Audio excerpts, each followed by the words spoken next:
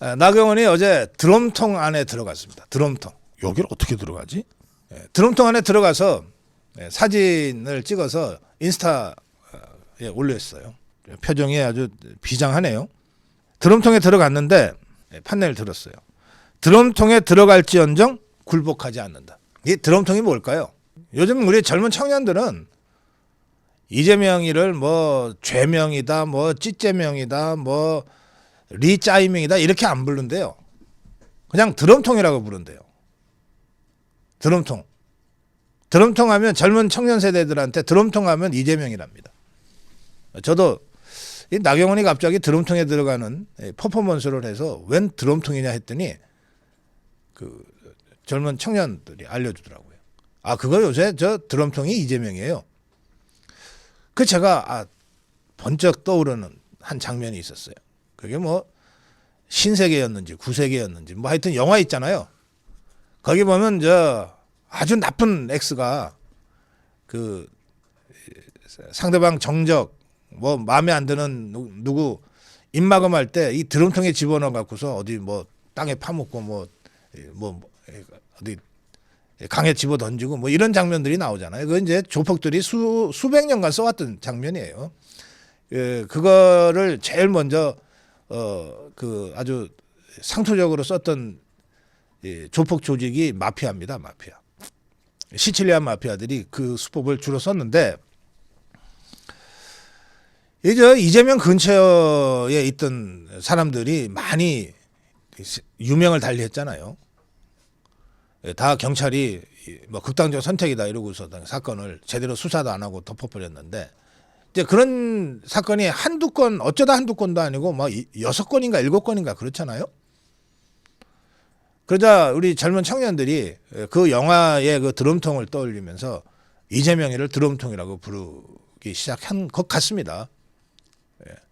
그러니까 어제 나경원의 드럼통 퍼포먼스는 내가 드럼통에 빠질지언정 절대 굴복하지 않겠다. 이런 뜻입니다. 누구보다도 강력하고 강렬하게 이재명과 싸워 이기겠다. 이런 투쟁 의지를 드러낸 그런 퍼포먼스였습니다. 젊은 청년들이 나경원한테 열광할 만하죠. 민주당 반응이 재밌습니다. 이 정도 되면 완전히 뒤집혀질 것 같은데 뭘 아니 이재명을 어디 감히 그런 이 사람들이 죽은 사건들과 연관시켜서 이재명을 그렇게 막 몰아가려고 그러냐라고 막 당이 완전히 뒤집힐 것 같잖아요. 그리고 나경원 탄핵해야 돼 막 이런 소리가 나올 것 같은데 의외로 잠잠해요. 의외로 잠잠해요. 논평 하나가 나왔을 뿐입니다. 그것도 막 기자들 앞에 불러 모아놓고 막 개거품을 문 게 아니라 서면 브리핑 하나 달랑 냈어요. 아무것도 안 할 수는 없으니까 서면 브리핑 하나 달랑 낸 것 같은데 그 서면 브리핑에 보면 이렇습니다. 나 의원이 공포 마케팅에 나섰다. 드럼통 공포 정치로 협박하지 말라. 국민 관심 끌어보려고 하는 철없는 행각은 동작 구민들을 모욕하는 행위다. 갑자기 동작 구민이 왜 나온지 모르겠는데 자 이게 나경원 탄핵하자 뭐 이런 정도 수장이 나올 법한 퍼포먼스인데 안 그렇잖아요. 왜 그럴까요? 네, 이재명이가 이 나경원의 드럼통 퍼포먼스가 널리 퍼지지 않는 게 좋겠다고 생각한다는 거예요. 근데 늦었어요. 이 SNS 정치를 이자들이 잘 몰라. 이미 나경원 드럼통 퍼포먼스는 알만한 사람은 다 알게 됐어요. 이걸 갖고 뭐 나경원이 무슨 기자들을 불러서 뭐 시연하듯이 한 게 아니에요. 그냥 인스타에 사진 한 장 올려놓은 거예요. 그런데 알만한 사람들은 다 알아요. 이미. 특히 청년들은 뭐 이 드럼통 퍼포먼스 안 본 사람이 없을 거예요. 그러니까 이 더불어민주당 이 서면 브리핑에 나오는 대목 국민의 관심을 끌어보려고 하는 철없는 행각 국민의 관심을 이미 충분히 끌어버렸어요. 사진 한 장의 위력이고 이게 SNS 정치, 뉴미디어 정치의 힘입니다. 그러니까 이재명 똘마니들은 개딸들은 이 드럼통 퍼포먼스, 드럼통이라는 말 자체를 지금 어떻게든 좀 언론에 안 나오게 하려고 지금 하는 거예요. 언론 덮어버리려고 하는 거예요. 뭘 두려워하는지 아시겠죠? 이재명이가, 개딸들이. 그 약한 점을 정확하게 치고 들어간 것이 바로 나경원의 드럼통 퍼포먼스입니다. 제가 보기에 선거는 나경원이 제일 잘하는 것 같아요.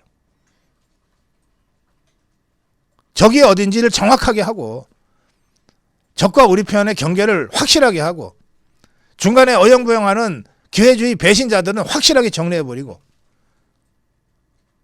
그리고 딱 저걸 향해서 그냥 과감하게 단기필마로 쳐들어가잖아요. 그러니까 저것들이 겁이 나서 놀라서 도망가지. 싸움은 이렇게 하는 거죠.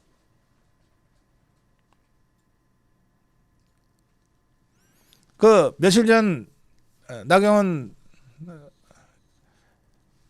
이 대표가 저하고 대담하면서 그런 대담에서 생방송에서 그런 얘기 했잖아요. 한참 싸우다 보면 늘 자기가 맨 앞에 있대. 그 많은 남자들은 다 어디 가고 맨날 자기가 맨 앞에 서서 싸워야 되는지 모르겠다고. 원래 싸움은 그렇게 하는 거고 이런 것도 있습니다. 저도 자주는 아니지만 이 패싸움을 어릴 때 좀 몇 번 한 적이 있는데 겁이 나서 뒷공문이 빼다 보면 많이 다쳐요. 자꾸 이 주전선에서 이탈하고 주변으로 가게 되면 표적이 돼서 많이 다쳐요. 패싸움 벌어지면 경찰이 오잖아요. 그럼 제일 먼저 잡혀. 그런데 죽기를 각오하고 맨 앞에서 싸우다 보면 별로 다치지도 않아요. 태풍의 눈 한가운데 있으면 태풍이 비껴간다는 거 아니에요. 나경원의 드럼통 저는 오히려 그게 굉장히 굉장한 반향을 네, 굉장한 임팩트가 있었다고 생각을 합니다. 예. 저는 처음에는 사진에 그냥 이것만 들고 있는 걸로 봤는데 나중에 다시 보니까 진짜 드럼통 안에 들어 있더라고요. 드럼통에 들어가 있어. 저 이게 이게 뭐였지? 뒤에가 이제 그 어디 지하 주차장에서 한 것 같아가지고. 그래, 지하 주차장이라 좀 어두워가지고. 네, 바닥하고 약간 색깔이 비슷해서 헷갈렸는데 자세히 보니까 진짜 드럼통에 들어가가지고 했는데. 그게 원전이 원래 신세계 영화에서 송지효가 이제 이정재하고 같은 경찰인데 경찰인 게 들켜가지고 뭐 이렇게 좀 하여간 신체가 절단돼서 드럼통 안에 들어가 있는 그런 장면이 나오거든요. 그러면은 그거를 콘크리트로 해가지고 바다에다 빠뜨리는 장면까지 나오는데 저희가 그 예전에 이제 박원순을 씨발 아저씨라고 놀렸었는데 그게 굉장히 그 박원순 쪽 캠프에서 타격이 심했다는 거거든요. 그래서 오죽하면 나중에 박원순이 뭐 출마한다고 할 때 씨발 아저씨 가지고 또 거기 뭐 유튜브 나와서 농담 비슷하게 했어요. 근데 오히려 그 이미지가 강화돼 버렸어. 왜냐면 그 씨발 아저씨 표정이 그대로 나왔거든요. 그게 원래 박원순 표정에서 드러나서 그러는 건데 박원순이 그 조금만 사진 찍은 걸 보면 표정이 다 욕하는 것 같은 표정이기 때문에 그래서 자연스럽게 사람들이 그걸 하는 건데 지금 이재명은 그냥 자연스럽게 드럼통 이미지거든요. 그러니까 이재명은 누가 설명 안 해도 돼. 네, 네. 어제 이재명은 드럼통에 대해서 반응을 안 했지만 한겨레가 나서가지고 막 난리가 났어요. 또 무슨 그걸 보면 굉장히 그게 컸다. 컸죠. 네. 네. 우리도 그렇게 생각하지만 저쪽에서도 그 드럼통 이미지가 근데 이게 드럼통 퍼포먼스가 사실은 우리 국민들이 그걸 드럼통 퍼포먼스를 바로 이재명을 떠올리기가 좀 쉽지 않은 그 부분이 있어요. 네. 우선 그 영화를 보고 그 장면을 기억하고 그다음에 이재명 주위의 그 수많은 범죄 혐의와 의혹들이 이렇게 다 연관이 돼야 되는데 네. 근데 그래서 몇 분이 이게 뭐예요 그러더라고요. 그래서 내가 다르게 설명 안 했어. 네. 신세계 얘기도 안 하고 네. 다른 얘기는 안 하고 그 이재명 그랬더니 금방 알아듣더라고.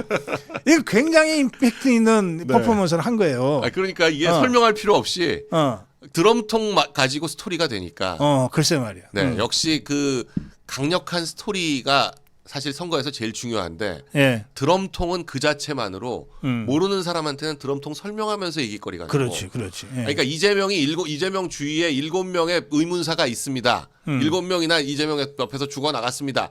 이런 서사보다는 이재명은 드럼통입니다. 그게 그냥 그렇지. 너무나 임팩트가 있는 거예요. 모르면 설명해 주면 되니까. 네, 그리고 나경원 의원이 얼마나 자기가 그 굳은 의지 그리고 자기 강력하게 이재명에게 저항하겠다라는 걸 이재명은 안 됩니다도 센 멘트였지만 이 드럼통이 훨씬 더 임팩트가 있었다 그렇게 봅니다. 아마 나경원 의원이 4등이 아니라 3등이 되지 않을까 하는 그런 느낌이 들어요. 다음 주쯤 되면. 아니 저는 뭐 다음 주쯤에 네. 그래서 끝내는 1등 할 수도 있다 그렇게 생각해요. 그렇죠. 그러니까 일단은 상승세를 타는 게 중요하니까. 일단은 4명에서 4명 안에 들어가는 게 지금 중요한데 지금 4명 안에는 들어가는 것처럼 거의 확정되고 있잖아요. 그러니까. 근데 예. 4등이 아니라 3등으로 들어가면 이 굉장히 달라질 겁니다. 그래요.